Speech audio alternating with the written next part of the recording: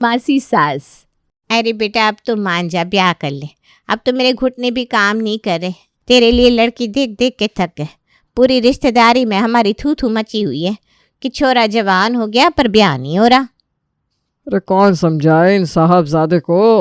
इनके सारे चचेरे भाई और उनके भी चचेरे भाइयों के ब्याह हो गए, पर यह है कि इनको लड़की पसंद नहीं आती। पता नहीं कौन सी परी चाहिए उनको। अजी रहने दो आप। देखो तो लाड साहब कैसे मुटर मुटर अखबार में आंखें गड़ाए बैठा है। हमारी बात का तो इस पर कोई असर ही नहीं हो रहा। क्या माँ फिर से शुरू हो गई। आपको पता है ना, जब तक मासी जी को हर तरह से लड़की पसंद नहीं आएगी तब तक मैं शादी नहीं करूँगा, भले ही कंवारा मर जाऊँ। तू तो कंवारा ही मरेगा। जी आप इस बावले को समझाती क्यों नहीं, कैसे जिद करके बैठा है। वैसे वो वर्मा जी की बिटिया तो आपको भी पसंद आई थी ना। हाँ शांता, वैसे तो पसंद आई थी, पर बाल ना उसके कुछ ज़्यादा ही भूरे थे। सच्ची कहूँ तो ये सब ना आजकल बाल रंगने के ढकोसले मुझे तो समझ में ही नहीं आते। मेरी नज़र में तो बाल औरत का गहना होते हैं, उनसे ही तो औरतों की खूबसूरती होती है। काले लंबे चमकदार बालों की तो बात ही कुछ और होती है। मैं समझती हूँ जीजी, पर ये शादी तो तभी करेगा जब आप लड़की को पास करोगी। कल हम सब बरेली चल रहे हैं, इनके दोस्त की इकलौती बेटी है। जी आपको ठीक लगे ना तो अब इसका ब्याह तय कर ही दीजिएगा। हाँ हाँ क्यों नहीं शांति, मैं भी तो यही चाहती हूँ कि रोहित की सुंदर सुशील बहू आ जाए। हाँ जी ब्याह तो तभी होगा जब आपको सब समझ में आए। अगले दिन सभी बरेली लड़की वालों के घर पहुंच गए और रोहित की मासी लग गई लड़की का इंटरव्यू लेने। थोड़ी बातचीत के बाद बड़े बड़े झुमके पहनी हुई प्रिया मासी शोभा के मन को भा गई। शोभा, आज तो तू लड़की पसंद ही कर ले, क्योंकि मेरे पोते के फेरे बस तेरे हाँ का ही इंतजार कर रहे हैं।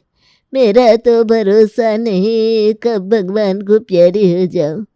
मरने से पहले बस एक ही इच्छा है, अपनी पोता बहू को लाड़ कर लूं। ये अम्मा जी बिना एक तो हर जगह कार में बैठे चल देती है और ऊपर से सुबकने लगती है। बेवजह का दिखावा। अम्मा जी हम वही करने तो आए हैं।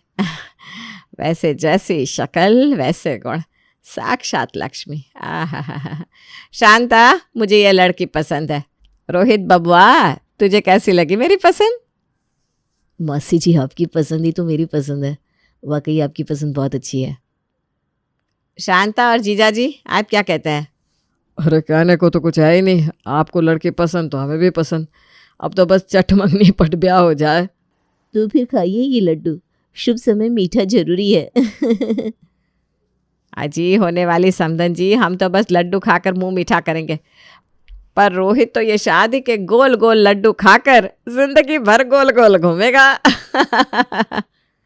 तो भाई ये कहानी है सीतापुर के वर्मा परिवार की, जहाँ सब कुछ साधारण होते हुए भी असाधारण है। घर में 2 पीढ़ियां हैं मगर राज चलता है मासी सास का। मासी सास यानी शोभा देवी, जिनकी उम्र भले ही 60 पार कर चुकी है मगर जिद और चालाकी में वो आज भी 16 की लगती है। घर का हर व्यक्ति उनकी हर बात सुनता है, चाहे वो सही हो या गलत। पर अब आ रही है घर में मासी की ही पसंद की हुई बहू प्रिया। क्या वो भी मासी की हर सही और गलत बात में हामी भरेगी? भाई कुछ कहा नहीं जा सकता, इसलिए असली ड्रामा तो अब शुरू होगा। अरे बहुरिया जरा यहाँ ना। हाँ दादी जी। जा बचुआ, तेरी पहली रसोई है, जाकर मीठे पुआ बना ले और सबको परोस दे। अरे अम्मा जी आप भी ना, पुआ तो आपके ज़माने में बनते थे, आजकल की बहुएं तो स्वादिष्ट हलवा बनाती है। जाओ सूजी का हलवा बनाकर सबके लिए ले आओ। पर दादी तो पुआ के लिए कह रही है।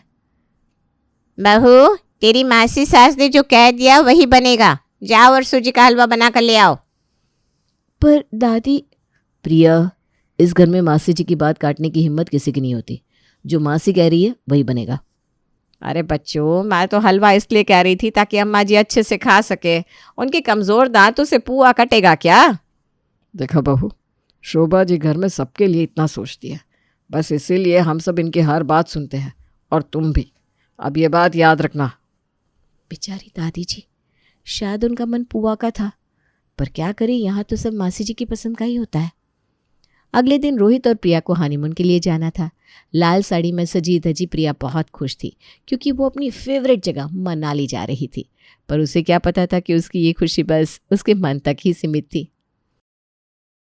अरे बहू तैयार हो गई? हाँ माँ जी, मैं तैयार होगी, सब तैयारी भी हो गई है, हम बस मनाली के लिए निकल रहे हैं। क्या? मनाली? मनाली क्यों? तुम लोग आज मनाली नहीं बल्कि झांसी जाओगे मामा के घर। और हाँ, वहीं पीताम्बरी माता का मंदिर है, वहाँ दर्शन भी कर लेना। पर मासी जी, मनाली के लिए हमारे टिकट बुक हो चुके हैं और मामा के घर तो हम बाद में भी जा सकते हैं ना। रोहित, बोलो ना तुम कुछ। ये क्या बोलेगा? मैं तो इसलिए कह रही थी बहू, ताकि तुम सभी बड़े बूढ़ों का आशीर्वाद ले लो और मामा के घर जाने की रस्म होती है। पर आजकल के बच्चों को तो बस खुद की पड़ी है, रीति रिवाज रस्में सब जाए चूल्हे में। देखा बहू, शोभा जी सबका कितना ख्याल रखती है, सबके बारे में कितना अच्छा सोचती है। जाओ मामा के घर हो आओ। अरे मासी जी, जैसा आप कह रही हैं वैसा ही होगा, मैं अभी मामा के घर के लिए निकलता हूँ। अरे पर होटल की टिकट, ट्रेन की टिकट, अरे कोई बात नहीं, ये सब कैंसिल हो जाएगा। तो भाई हर बार की तरह इस बार भी जैसा मासी सास चाहती थी वैसा ही हुआ। ये बात हमारी प्रिया को बहुत खली। भाई खले भी क्यों ना, कितने मन से उसने हनीमून पर जाने की तैयारी की थी। अगले दिन, बहू, ओ बहू। जी माँ जी। आज तुम्हारी शादी की रिसेप्शन पार्टी है, ये लो साड़ी और पहन लो। मासी जी, ये साड़ी तो बहुत सुंदर है और मैं इसे पहन भी लेती, पर ये ना कल ही मेरे लिए मेरी पसंद का लहंगा लेकर आए हैं, तो मैं सोच रही हूँ कि मैं वही पहन लूँ। ये लो, आजकल की बहुओं में तो ज़रा से भी संस्कार ना रहे, इतनी भी तमीज़ नहीं रही कि बड़ों को जवाब नहीं देते। क्या तुम्हारे माँ बाप ने तुम्हें इतना भी नहीं सिखाया कि बड़ों से कैसे बात करते हैं? मासी जी, अगर आपको मेरी कोई बात बुरी लगी है तो आप मुझे कहिए, मेरे माँ बाप तक जाने की क्या ज़रूरत है। प्रिया, तुम्हारी हिम्मत कैसे हुई मासी जी को जवाब देने की? तुम्हें पता भी है तुम किससे और क्या बात कर रही हो और क्या गलत कह रही है मासी जी? बस यही तो कह रही है कि तुम इनकी दी हुई साड़ी पहन लो, इसमें कौन सी बड़ी आफत आ गई? अरे रोहित बेटा, तू बहू को मत डांट। बहू, मैं तुझे साड़ी पहनने के लिए इसलिए कह रही थी ताकि तू भारी लहंगे में ज़्यादा परेशान ना हो, तुझे उठने बैठने में कोई दिक्कत ना हो। देखा बहू, शोभा जी सबके बारे में कितना सोचती है, अब भी वो तुम्हारे बारे में ही सोच रही थी। ससुर जी की बात सुनकर तो बहू प्रिया के मुंह पर टीप ही लग गया, उसे कोई जवाब ना मिला। फिर क्या, बेचारी प्रिया ने बिना मन साड़ी पहनी और खुद को दुखी कर मासी सास को खुश किया। बहुत हो गया जी, मुझे समझ में नहीं आता आप सब हर काम मासी जी की इच्छा से ही क्यों करती हैं। आखिर क्यों उनकी हर छोटी बड़ी बात में सहमति देते हैं, भले ही वो सही हो या गलत। प्रिया, आज तो ये बकवास कर दी, पर दोबारा मत करना। मासी जी मेरे लिए मेरी माँ से भी बढ़कर है और इस घर में वही होता है जो वो कहती हैं। अरे वही तो मैं जानना चाहती हूँ, आखिर क्यों हमारे घर में उनकी इतनी चलती क्यों है। और ये घर तो हमारा है, वो अपने घर क्यों नहीं रहती? खामोश प्रिया, अपनी हद में रहो। मासी जी इस घर के लिए क्या है वो तुम कभी समझ नहीं सकती। उन्होंने इतना कुछ किया है मेरे और इस परिवार के लिए कि मैं मरकर भी उनका एहसान नहीं चुका सकता। तो भाई एक तरफ तो प्रिया और रोहित में पहले ही युद्ध छिड़ चुका था, तभी मासी सास आ गई। आपकी तरफ मुझे भी लगा कि अब ये झगड़ा खत्म हो जाएगा, पर भाई सोचा हुआ होता कहाँ है। अरे रोहित बचवा, क्या बात है? कैसी जोर जोर की आवाज़ आ रही थी तुम्हारे कमरे से, कोई बात है क्या? अरे नहीं मासी जी, आप आइए ना, हम बस ऐसे ही बातचीत कर रहे थे। अच्छा अच्छा। अरे बहू बचवा, ज़रा अपने सब गहने तो देना, घर के लाकर मैं रख देती हूँ। मासी जी, आपको परेशान होने की क्या ज़रूरत है, मैं अपने गहनों को खुद ही संभाल कर रख सकती हूँ, और वैसे भी मेरी अलमारी में भी लॉक ही है। प्रिया, हर बात में मासी जी से ज़बान लड़ाना ज़रूरी है क्या? मौसी जी जो कह रही है उतना करो ना। अरे रोहित बचवा, क्यों डांटता है बहू को, अपने आप ही दे देगी गहने। और मैं तो इसलिए कह रही थी कि गहने मैं रख देती हूँ ताकि वो सुरक्षित रहे, वरना तेरे माथे हर वक्त टेंशन रहेगी, फिर कहीं कोई सामान खो गया तो नुकसान अलग भुगतो। देखा प्रिया, तुम मासी जी से बहस कर रही थी और तुम्हारे बारे में कितना सोचती है। अब फटाफट मासी जी को सब गहने दे दो, वो रख देंगी। मासी जी सिर्फ अच्छा सोचती है, करती नहीं है। मुझे समझ में नहीं आता हर चीज़ से मासी इतना मतलब क्यों रखती हैं, और इन्होंने अब तक शादी क्यों नहीं करी, बेवजह हमारे घर हर बात में दखल क्यों देती हैं। प्रिया ये सब सोच रही थी कि मासी अंदर आई और ड्रेसिंग टेबल पर रखे सारे गहने उठाकर चलती बनी। अरे भाई चलती क्यों ना बनती, प्रिया शेर तो मासी जी सवा शेर थी। प्रिया, मैं जानता हूँ तुम मासी जी को बहुत पसंद नहीं करते, पर एक बात समझ लो, मासी जी ही मेरी सब कुछ है। वही तो मैं जानना चाहती हूँ, क्यों वही सब कुछ है। जानना चाहती हो तुम कि मासी जी क्यों इतनी खास है मेरे लिए? तो सुनो, जब मैं छोटा था तो माँ बीमार रहती थी। मैं बहुत पॉटी करता था। मासी जी ही थी जो मेरी साफ़ सफाई करती, मुझे संभालती, मेरे सिर से जुएँ साफ़ करती, मेरे साथ कंचे खेलती। मेरा कोई दोस्त मुझे रुला दे तो वो उसे पीट तक देती, और रोज़ मुझे सुबह सुबह बासी रोटी घी में चुपड़ कर खिलाती। मासी जी मेरी अच्छी परवरिश में इतना व्यस्त हो गई कि उन्होंने अपना घर तक ना बसाया। और तुम कहती हो कि मासी जी की बात क्यों सुनते हो? इतना कहकर रोहित तो भावुक होकर सुबकने लगा। हे भगवान, इन जुओं और बासी रोटियों की कीमत मुझे चुकानी पड़ेगी। प्रिया अब समझ गई थी कि इस घर में मासी राज चलता है। यहाँ अगर खुश रहना है तो मासी के अनुसार चलना है। पर प्रिया ठहरी स्वाभिमानी लड़की, अब कुछ न कुछ तो धमाका होना ही था। अगली सुबह, हरी दादी, ये झोला लेकर आप कहाँ जा रही हैं? बहू, पुण्य कमाने जा रही हूँ। तो अब घर आई गई है तो सोचा कुंभ नहाऊं। बिल्कुल सही सोचा अम्मा जी। भाई आखिर समय में थोड़ा बहुत पुण्य करना भी ज़रूरी है। तू अपनी काली जुबान पर लगाम लगा बहू, और आखिरी समय होगा तेरा। मैं तो अभी अपने पर पोते का मुंह भी देखूंगी, है ना बहुरिया? पोता बहू को ढेर सारा आशीर्वाद देकर दादी जी तो कुंभ चली गई। अब काफ़ी समय हो गया है, घर में सारे फंक्शंस भी हो गया। अब मैं भी अपना ऑफिस का काम दोबारा से शुरू कर देती हूँ। इतना सोचकर प्रिया ने अपना लैपटॉप बैग से निकाला और ऑफिस जाने के लिए तैयार हो गई। पर उसे कहाँ पता था कि इस बात पर भी कलेश हो जाएगा। अरे बहू, कहाँ जा रही हो? ज़रा मेरे और मासी जी के लिए 2 कप चाय बनाकर लाना। माँ जी, मैं ऑफिस जा रही हूँ। मैं सोच रही हूँ दोबारा से काम शुरू कर दूँ। वैसे भी घर पर रहकर क्या ही करूँगी। पर बहू, जब हम तुम्हें देखने आए थे तब तो तुमने बताया नहीं कि तुम जॉब करती हो। मासी जी, इसमें बताने जैसा क्या है? आजकल तो ज़्यादातर लड़कियां काम करती हैं। खैर मासी जी, मैं आप सबसे वापस आकर बात करती हूँ, अभी लेट हो रहा है। अरे भाई, ये क्या बात हुई? अगर घर की बहू बाहर काम करेगी तो घर के काम कौन करेगा? चलो मैं और तुम काम कर भी ले, लेकिन मोहल्ले में 4 लोग कहेंगे बहू की कमाई खा रहे। हर जगह हमारी हाय थू थू मच जाएगी। बात तो सही है तुम्हारी, पर ये प्रिया मानेगी क्या हमारी बात?